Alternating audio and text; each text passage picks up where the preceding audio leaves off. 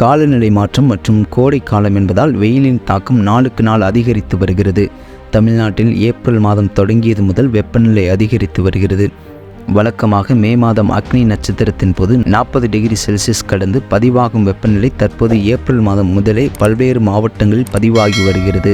குறிப்பாக நேற்று முன்தினம் இந்தியாவில் பதிவாகிய அதிகபட்சமான வெப்பநிலையில் சேலம் 3வது இடம் பிடித்துள்ளது.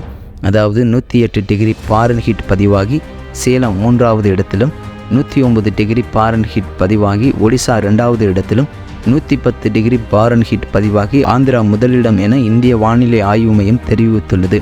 தமிழ்நாட்டில் சேலம், ஈரோடு, கரூர் உள்ளிட்ட மாவட்டங்களில் கடந்த சில நாட்களாக 40 டிகிரி செல்சியஸ் கடந்து வெப்பம் பதிவாகி வருகிறது.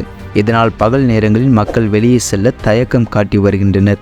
வெப்பநிலை அதிகரித்ததோடு மட்டுமல்லாமல் வெப்ப அலையும் வீசி வருகிறது. இதனால் கூடுதல் அவதி ஏற்பட்டுள்ளது. இது வரக்கூடிய நாட்களில் அதிகரித்து காணப்படும் என்றும் 5 டிகிரி செல்சியஸ் வரை வெப்பநிலை உயரும் என்பதால் மஞ்சள் அலர்ட் கொடுக்கப்பட்டுள்ளது.